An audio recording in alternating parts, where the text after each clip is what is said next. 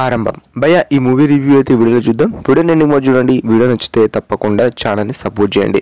So ఏమాత్రం ఆలస్యం లేకుండా డైరెక్ట్ టాపిక్లోకి వెళ్తే ఫస్ట్ ఆఫ్ ఆల్ కొత్త క్యారెక్టర్స్ ఉంటారు ఈ మూవీలో అండ్ కాన్సెప్ట్ కూడా ఉంటుంది. నాకు మెయిన్గా నచ్చింది కాన్సెప్ట్ భయ్య అండ్ స్టోరీ వైజ్గా చూసుకునేది చాలా బాగుంది. కానీ ఆ ట్విస్ట్ ఏమో కానీ ట్విస్ట్ అంతా నాకు అనిపించలేదు.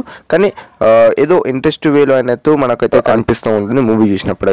అయితే ఫస్ట్ ఆఫ్ ఆల్ మనం స్టోరీ లైన్ గురించి మాట్లాడుకుంటే హీరో నిఖిల్ అయితే జైల్లో ఉంటాడు. సో అతను ఎటువంటి గేటుని ఇరగొట్టకుండా కానీ లేకపోతే గోడని పలగొట్టకుండా కానీ లేకపోతే ఎటువంటి ఏం డ్యామేజ్ చేయకుండా ఆ జైలు నుంచి తప్పించుకుంటాడు. సో అది ఎలా తప్పించుకున్నాడు ఏంది అండ్ ఆ గోడకేమో పైన ఏమో కరెంట్ తీయాలి. సో గోడేమో పైన ఎత్తుంటుంది.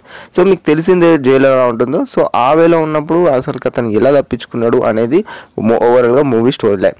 సో ఇక్కడ ఫస్ట్ హాఫ్ గురించి మాట్లాడుకుంటే భయ్య కొత్తగా మనకేందంటే కొన్ని హీరో అంటే క్యారెక్టర్స్ని ఇంట్రడ్యూస్ చేయడం కానీ లేకపోతే కొంచెం స్లో వేలో స్టార్ట్ అయ్యింది. నాట్ ఓన్లీ దట్ ఆ పక్కకున్న సరౌండింగ్ చూపెట్టడం అంతా జస్ట్ ఓకే అన్నట్టు అనిపించింది. And when compare to second half second half బాగుంది. ఎందుకంటే కొంచెం దాంట్లో మదర్ సెంటిమెంట్ ఉండడం కానీ కొంచెము అది బాగా అనిపించింది.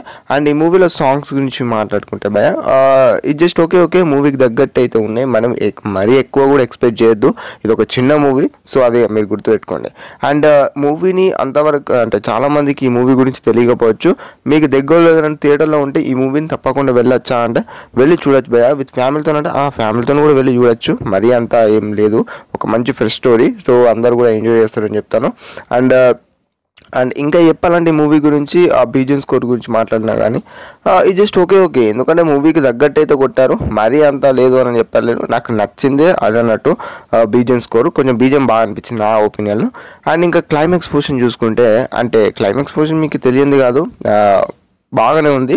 కానీ నేను ఈ మూవీలో అబ్జర్వ్ చేసేది ఏంటంటే ఆ ట్విస్ట్ ఏంటంటే అప్పుడు ఆ హీరో ఎలా తప్పించుకుని అన్న చూడండి. ఆ ట్విస్ట్ చూసుకున్నట్టయితే నాకు అదంతా నచ్చలేదు భయ్య. ఎందుకంటే అసలు హీరో తప్పించుకోవడం అనేది అంతలా నాకు ఎగ్జైట్మెంట్ కలిగించే అంత సీన్ అయితే లేదన్నట్టు అనిపించింది. అండ్ ఈ మూవీలో నేను కనెక్ట్ అయిన విషయం ఏమైనా ఉందంట భయ్య. కొంచెం ఆ ఎమోషనల్ సీన్స్కి కొంచెం కనెక్ట్ అయ్యాను.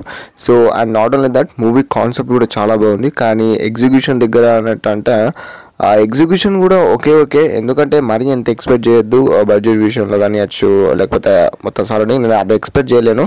దాని మీద అసలుకి నా ఫోకస్ కూడా లేకుండే. కాకపోతే నా ఏముండేనంటే ఆ ట్విస్ట్ అన్న కొంచెం బాగుండని అనిపించింది. కానీ అంతలా లేకపోవడంతో మూవీ అనేది జస్ట్ ఓకే అనిపించింది. కానీ చూడొచ్చు మూవీని అయితే ఒకసారి వెళ్ళి చూడొచ్చు అని చెప్తాను. థియేటర్లోకి వెళ్ళి మంచి ఒక ఫిలిం చూసి వచ్చామన్నట్టు అనిపించే వేలు అయితే ఉన్నది.